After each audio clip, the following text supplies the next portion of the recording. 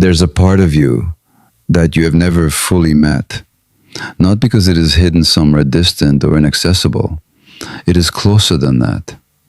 It is present in every reaction that surprises you, every judgment that arises with more heat than the situation warrants, every pattern you cannot seem to break despite genuinely wanting to break it, every dream that disturbs you with imagery you would never consciously choose. It has been with you your entire life, and for most of your life, it has been operating without your knowledge, without your permission, and very often against your conscious intentions. Carl Jung called this the shadow. Gabor Maté, drawing on Jung's framework while grounding it in 50 years of clinical observation, called it something more precise and more personal. He called it the unintegrated self. The part of you that was formed in response to everything your early environment could not hold, could not welcome, could not make room for, and that you, with the extraordinary intelligence of a young nervous system protecting itself, learned to seal away rather than express. And here's the truth that this entire conversation is built around. You cannot master your mind while the shadow remains unmastered.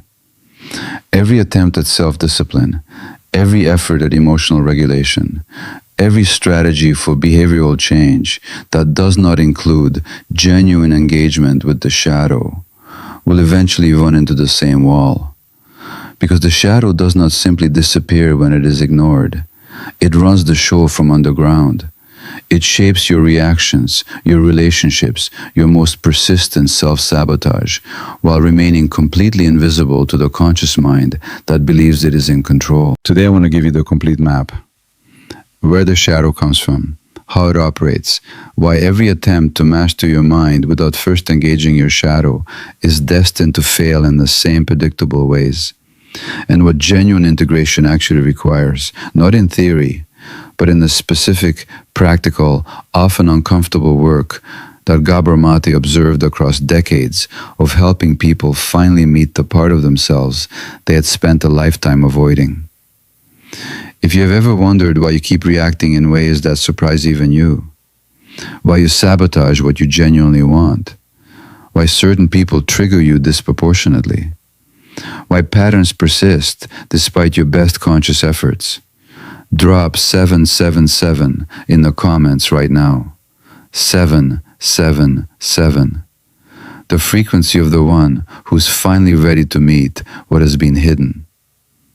When you type 777, you are saying, I am ready to know the parts of myself I have spent years avoiding. Type 777 and let us begin the work. Let me start with the origin, because understanding where the shadow comes from is the foundation for everything that follows. The shadow is not formed randomly. It is formed through a specific and entirely predictable mechanism. Every child arrives in the world as a whole being, capable of the full range of human emotion and impulse, from rage to tenderness, from grandiosity to vulnerability, from selfishness to generosity.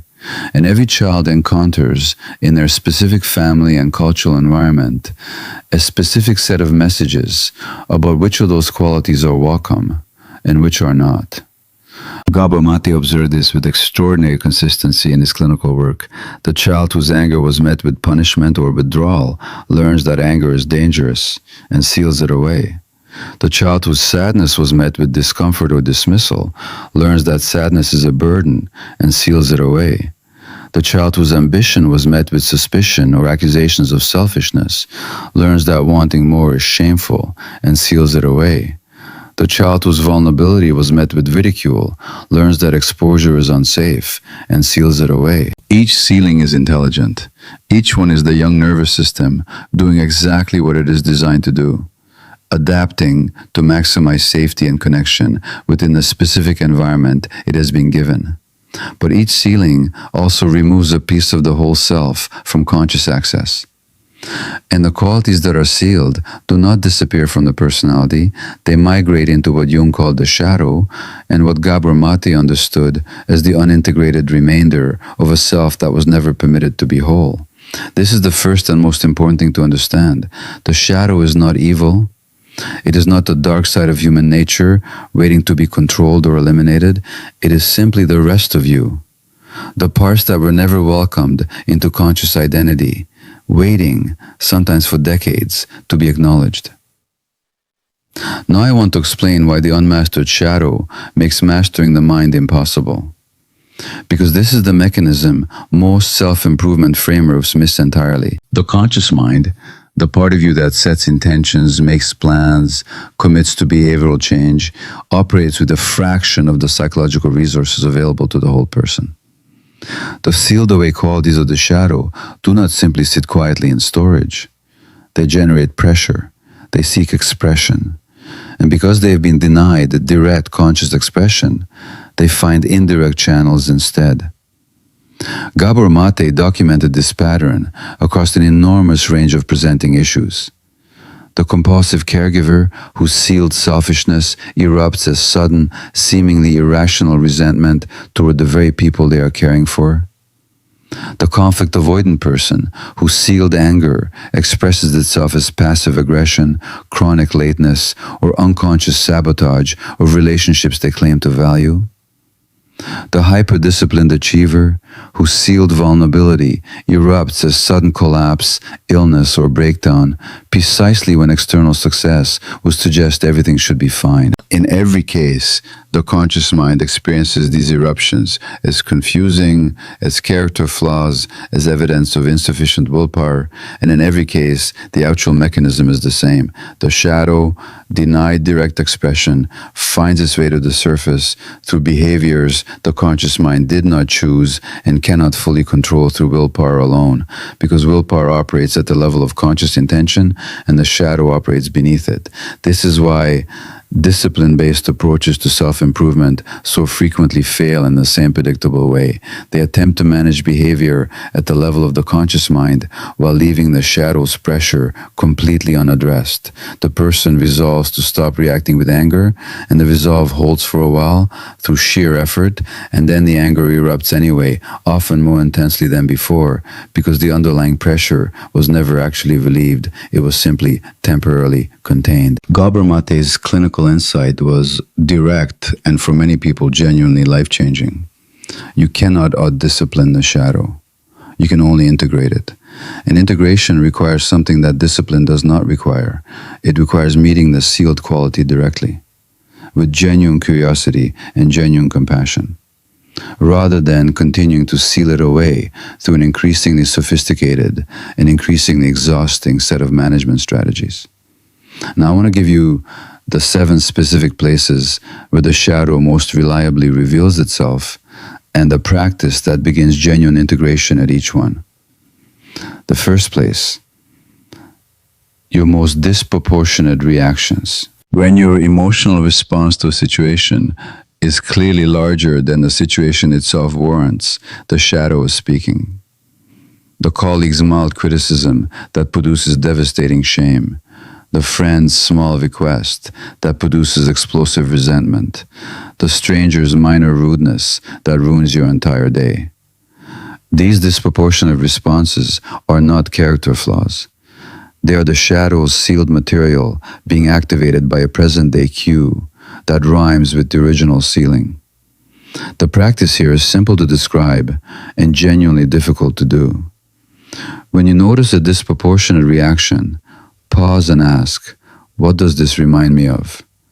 Not in the present situation, but in the deeper history of when this quality, this anger, this shame, this fear first became dangerous to express. The answer is rarely immediately available, but the question itself begins the work of bringing the shadow into conscious awareness. The second place, the qualities you judge most harshly in others. We have explored this extensively in a previous conversation, but it deserves repeating here because it is one of the shadow's most consistent and most accessible points of revelation. The judgment you level at others with the most heat and the most personal investment is almost always pointing directly at a sealed quality in yourself. The practice is to treat every harsh judgment as an invitation rather than a conclusion. To ask, with genuine curiosity, what does my reaction to this person's quality Tell me about what I have sealed in myself. The third place, your recurring self-sabotage. Gabor Maté observed that self-sabotage almost never represents a genuine desire to fail. It represents the shadow's interference with a goal that conflicts in some way the conscious mind has not recognized with a sealed need or sealed fear. The person who sabotages success because success was in their original environment, associated with abandonment or excessive demand. The person who sabotages intimacy because closeness was in their original environment, associated with eventual loss or betrayal. The practice is to treat every self-sabotaging pattern as a message rather than a failure, and to ask what the sabotage might be protecting. The fourth place, your dreams. The imagery that arrives in dreams, particularly the disturbing or confusing imagery that the conscious mind would never choose, is frequently the shadow's most direct communication. Gabor Maté, working within the Jungian tradition, took dream material seriously as genuine psychological data rather than random neurological noise. The practice is not to interpret dreams definitively, but to hold them with curiosity, allowing their imagery to suggest rather than dictate what might be present beneath conscious awareness. The fifth place, your physical symptoms. We explored this in depth in an earlier conversation, but it belongs here as well. The body frequently expresses what the shadow cannot express directly through language. Chronic tension, unexplained pain, recurring illness. These are sometimes, though not always, the shadow's pressure finding physical rather than psychological expression. The practice is to bring genuine curiosity to persistent physical symptoms, asking what emotional material might be seeking release through the body when it has found no other channel. The sixth place, what you most fear becoming. The specific quality you are most afraid of being, selfish, cruel, weak, foolish, is frequently a sealed aspect of yourself rather than a genuine absence. Gabor Maté observed that the fear of becoming something is often evidence that the something is already present, sealed away, generating exactly the anxious vigilance required to keep it contained. The practice is to ask honestly, is my fear of becoming this thing actually protecting me from becoming it? Or is it the exhausting work of containing something that is already there? The seventh place, and this is the one Gabor Maté considered most significant of all, the compliment you cannot receive. The praise that makes you uncomfortable, that you deflect or minimize or explain away.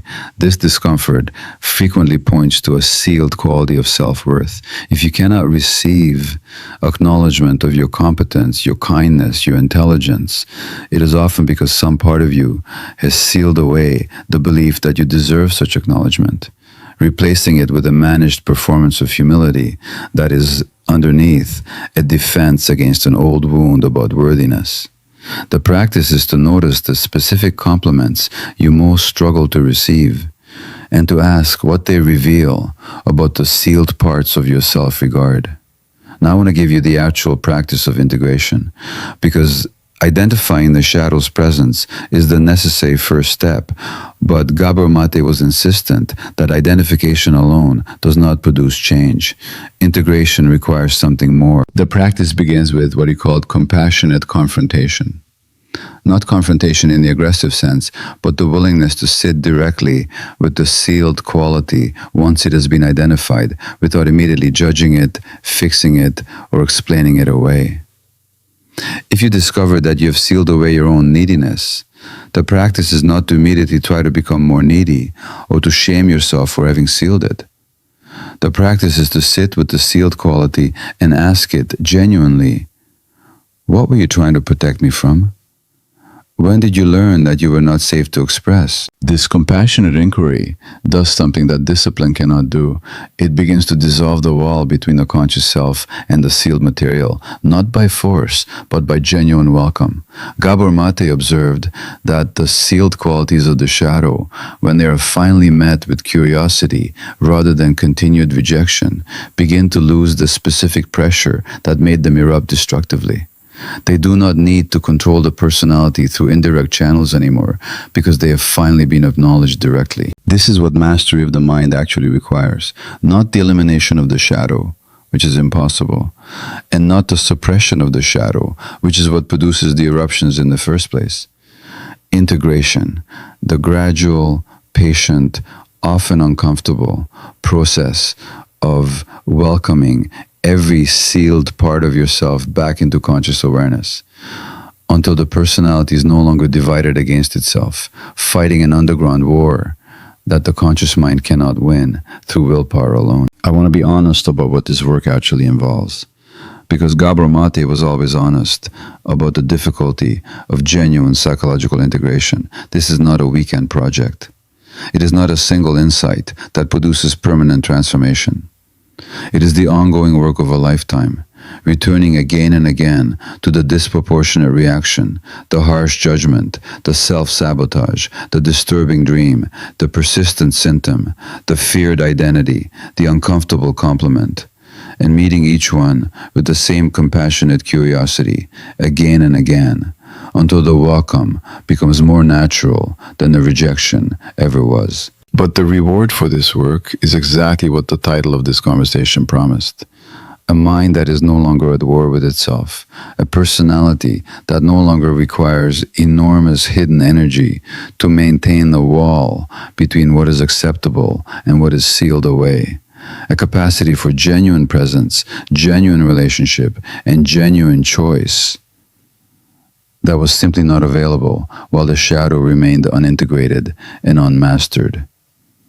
Gabor Maté believed, across 50 years of clinical observation, that this integration is the single most important psychological work available to a human being.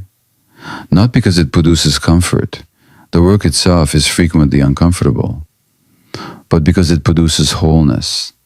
And wholeness, unlike the fragmented and divided self that most people spend their entire lives managing, has access to a quality of presence, resilience, and genuine power that fragmentation simply cannot provide. And the privilege of a lifetime, the one Gabor Maté pointed toward across decades of helping human beings finally meet the parts of themselves they had spent a lifetime avoiding.